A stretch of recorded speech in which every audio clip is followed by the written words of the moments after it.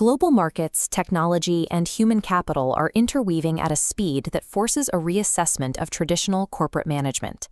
Traditional centralized structures often struggle to coordinate operations across 50 different countries simultaneously, as local conditions vary too significantly for a single office to manage.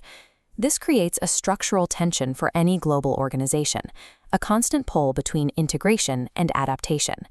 Integration drives global consistency, standardizing processes to maximize efficiency across borders. Adaptation responds to local institutions, cultural norms, and consumer behaviors in foreign markets. Leadership must decide exactly when to enforce a single global standard and when to allow regional divergence. Navigating this specific polarity is why international human resource management exists as a specialized discipline. Historically, many corporations operated under the universalist paradigm, relying on the assumption that a single best practice for management can be applied anywhere. This model often originates in U.S.-centric headquarters and assumes human behavior and operational mechanics remain the same regardless of location.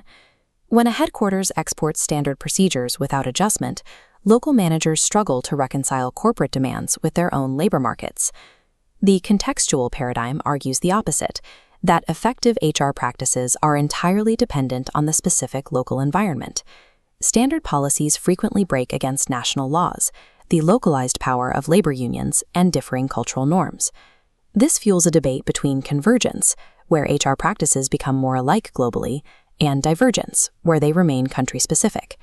International HR is an architectural discipline. The way a company manages its people is dictated by its overarching structural design. Successfully exporting HR operations means fully aligning human capital with the corporation's structural blueprint, reaching beyond simple document translation. This matrix maps out international HR strategy using the multinational corporation typology. The y-axis measures the degree to which headquarters demands uniform global operations and standardized outputs. The x-axis measures the degree to which the company empowers its local branches to customize their approach. In the bottom right quadrant is the decentralized form, which prioritizes high local responsiveness over global integration. This model relies on local autonomy, where subsidiaries make independent management decisions based on their specific market needs. McDonald's in India provides a clear example. To operate in a market where beef is largely avoided, local adaptation overrides the standard global menu. Tailoring a menu to vegetarian tastes requires building a local supply chain and training the workforce in preparation methods that match local dietary requirements. In a decentralized structure, HR operates as a localized entity, focusing on market relevance rather than centralized efficiency. The global centralized form sits in the top left quadrant, where the organization maintains tight control from the center. Headquarters dictate standardized policies that subsidiaries must follow, regardless of where they are located. This is the structural embodiment of the universalist paradigm. Apple uses this approach to maintain brand consistency. Their product uniformity demands that the customer experience remains the same in every store worldwide.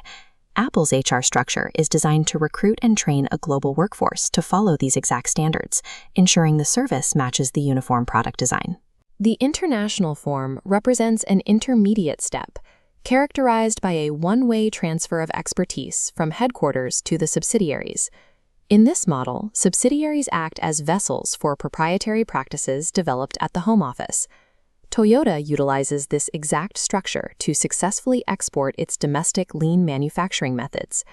Toyota's international HR function focuses on teaching foreign workers the specific Japanese management practices that provide the company's competitive advantage.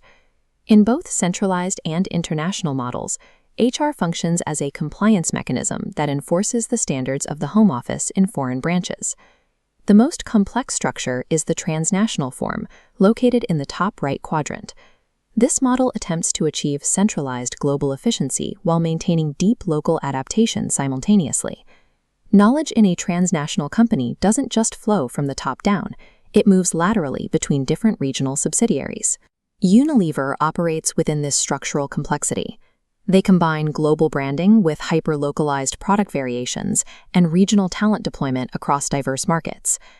Managing this requires three specific lenses: cross-cultural management, comparative HRM, and international HRM. Comparative HRM studies the differences in practice across countries, while cross-cultural management focuses on managing interpersonal friction in the workplace. A transnational HR department must synthesize these three approaches to manage a workforce that is integrated globally yet responsive locally. When knowledge flows laterally between subsidiaries, the entire organization can mobilize local talent to solve regional crises without waiting for a directive from the center. This specific structural capability allows transnational firms to adapt to market shifts that would paralyze a more rigid competitor. The discipline of international HR has moved from managing individual executives to orchestrating massive global talent pools. Early IHRM was primarily focused on travel logistics, arranging the relocation of expatriates sent overseas. Today, the focus has shifted to maintaining integrated virtual teams and borderless knowledge networks. These networks are vulnerable to external pressures. Events such as the COVID-19 pandemic or sudden geopolitical shocks can disrupt supply chains and instantly stop the movement of the workforce. Modern HR professionals use a toolkit that combines cultural empathy with a hard knowledge of global labor laws and finance to navigate these disruptions. The tension between global consistency and local responsiveness is a permanent condition. Successfully managing this polarity is what defines the architecture of a global organization.